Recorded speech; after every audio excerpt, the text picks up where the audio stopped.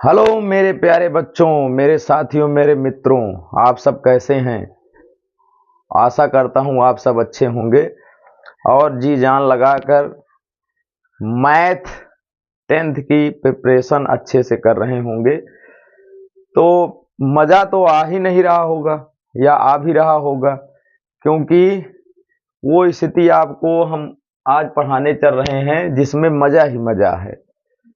आज हम नया चैप्टर शुरू करने चल रहे हैं जिसमें मतलब केवल 2 या 3 पॉइंट्स हैं आपको समझने वाले।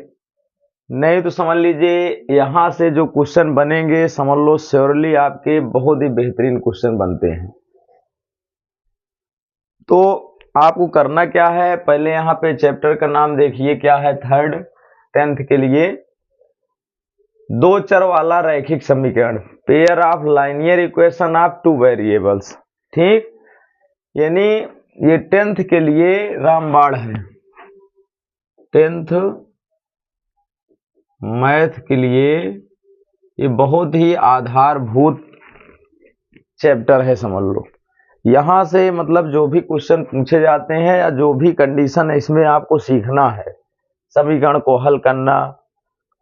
मतलब दो रेखाओं को या दो समीकरण से आप कैसे पहचानेंगे, मतलब ये किस प्रकार की रेखा को निरूपित करता है, इसके हल कैसे हैं, संगत हैं कि असंगत है, ठीक, और कितने हल हो सकते हैं, ये पूरी जानकारी आपको इस चैप्टर में मिलने वाली है।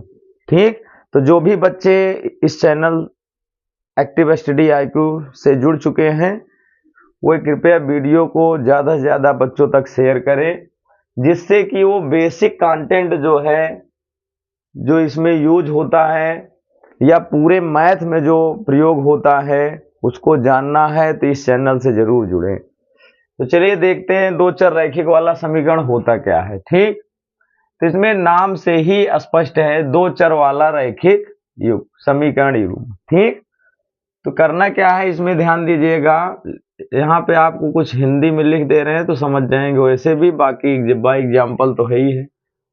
तो ऐसे समीकरण जिसमें चर की घात, तो चर क्या होते हैं, एक्स वाई जेड, जो वेरिएबल्स होते हैं एक्स वाई जेड ज्यादातर मान के चलते हैं।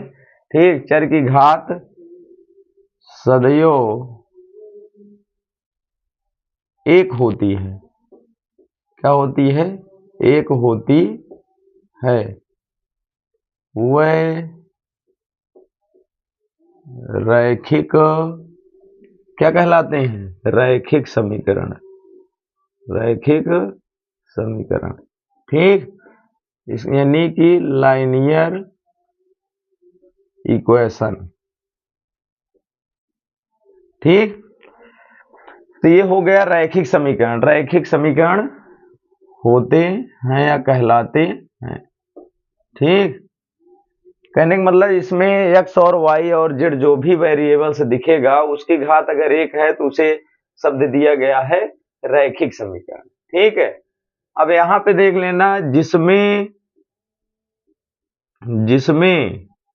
दो चर हों, दो चर यानी एक्स वाई या वाई जेड या जेड एक्स, यानी दो चर हों। क्या हों, दो चर, जिसमें दो चर हों वह क्या कहलाते हैं, दो चर वाला रैखिक समीकरण। ठीक, बात समझ गए। मतलब क्या होता है, ऐसे समीकरण जिसमें चर की घात एक्स वाई जेड की सदैव एक होती है वह रैखिक समीकरण होते हैं। जिसमें दो चर उपस्थित होते हैं, यही रैखिक समीकरण जो होता है, यदि उसमें दो चर आ गए, चाहे एक्स वाई हो या वाई जेड हो या जेड एक्स हो, तो वह दो चर वाला रैखिक समीकरण कहलाते हैं। जैसे इसका जो प्रारूप होता है समझने के लिए, वो क्या होता है, ax plus b y plus c equal 0। ठीक, ये बेसिक है। जो इस रूप में लिखे जाते हैं वो समझ लीजिए क्या कहलाते हैं, दो चर वाले रैखिक समीकरण। इसमें वेरिएबल कितने हैं, चर देखिए जरा, चर पे गौर करें, x और y है, x कॉमा y है, इसकी घात कितनी है, 1 है, इसकी घात कितनी है, 1 है।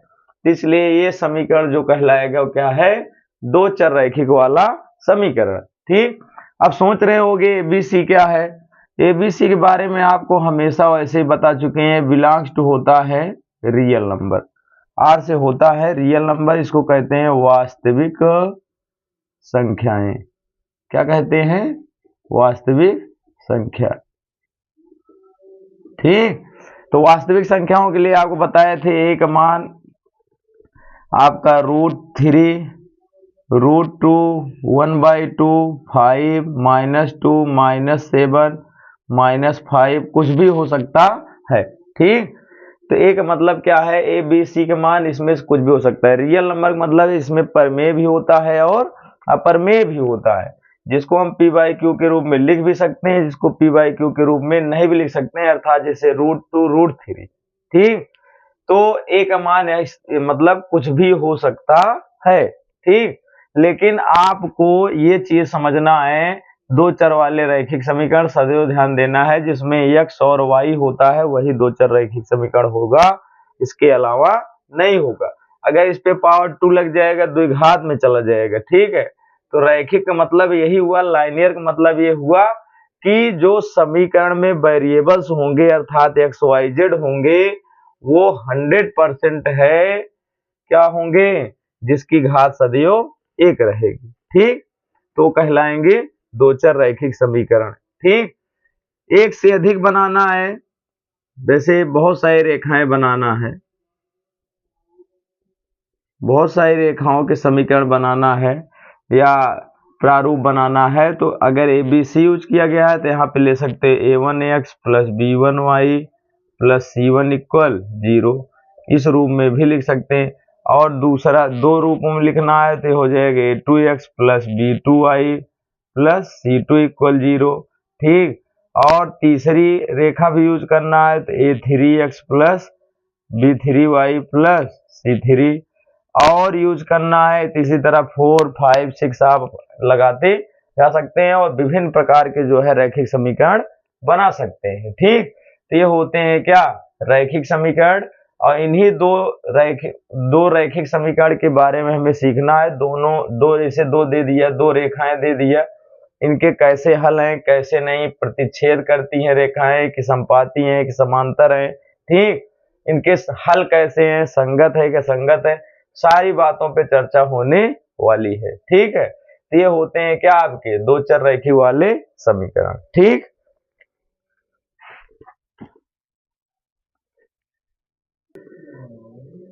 चलिए देखते हैं दो रेखाएं, मान लीजिए माना दो रेखाएं या समीकरण आपको दे दिया जाए a1x b1y + c1 इक्वल 0, दूसरा दे दिया जाए a2x + b2y + c2 इक्वल 0।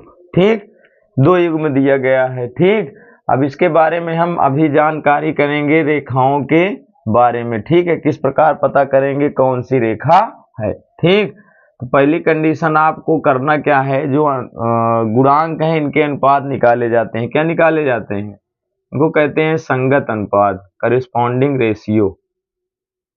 संगत अनुपात निकालें। ठीक, गुणांकों के संगत अनुपात, तो क्या हो जाएगा, एक कंडीशन आती है a1/a2 does not equal b1/b2।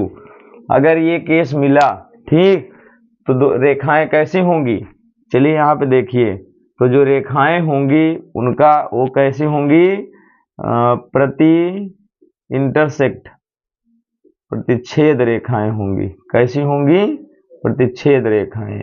प्रतिच्छेद रेखाएं क्या होती हैं, मान लीजिए एक रेखा ये दी गई है और दूसरी रेखा इसको ऐसे कट कर दे, तो यही होता है क्या, प्रतिच्छेदी रेखाएं। ठीक, तो इसके हिसाब से चलना है। जैसे आपको यहाँ पे दे दिया गया है, यदि बाय एग्जाम्पल समझिए, ठीक, आपको बताना है कि 5x + 2y = 3, ठीक, और दूसरा है 7x + 5y = 9, ठीक। अब बताना है इन रेखाओं को देखकर कैसे बता लोगे कौन सी रेखा है, ठीक। तो बस कुछ नहीं करना, जैसे ये रेशियो आपको बताया गया है, आपको निकालना है a1/a2 b1/b2। अगर दोनों बराबर नहीं हुआ तो समझ लीजिए कौन सी रेखा हो जाएगी, प्रतिच्छेदी रेखा। उसी हिसाब से हमने एग्जाम्पल बनाया है, देखो। तो यहाँ पे संगत अनुपात निकालें, ठीक। संगत अनुपात निकालोगे, सबसे आसान है, इसी में बटा लगा देना है, तो क्या हो जाएगा 5/5 7 = 2/5। अब बताओ 5/5 7 2/5 के बराबर हो सकता है? नहीं हो सकता है, इसको कट कर दो। तो यहाँ आप लिख देना, चूंकि ये नियम किसका फॉलो कर रहा है, a1/a2 does not equal b1/b2, इसलिए दी गई रेखाएं क्या होंगी, आप आसानी से देखो, जब ये वाली कंडीशन लागू हो गई तो दी गई रेखाएं कैसी होंगी, प्रतिच्छेदी होंगी, प्रतिच्छेदी रेखा होगी, ठीक। तो इस प्रकार से जो है जितने भी पॉइंट होंगे, ठीक है, मतलब आपको पूरी तरह से जो है एक एक पॉइंट जो है बताने वाले हैं। जहां पर बच्चे 100% गलती करते हैं, मैं वो सभी पॉइंट जो है अगले सेशन में बताएंगे, ठीक है। तो जो भी बच्चे हमारे इस चैनल से नए नए जुड़ चुके हैं या जो जुड़ना चाहते हैं, तो उनके पास भैया जल्द से जल्द वीडियो को शेयर कर दीजिए, क्योंकि उनसे बताइए कि नया चैप्टर चालू हो चुका है, और उससे संबंधित जितने भी पॉइंट हैं, आपको एक एक पॉइंट जहां पर भी कोई दिक्कत होती है, वहां पूरा अनुभव के साथ आपको बताया जाएगा कि यहाँ बच्चे 100% गलती करते हैं। उन सभी पॉइंट को एक एक ढंग से आपको बताया जाएगा, ठीक है। ओके, जय हिंद, जय भारत।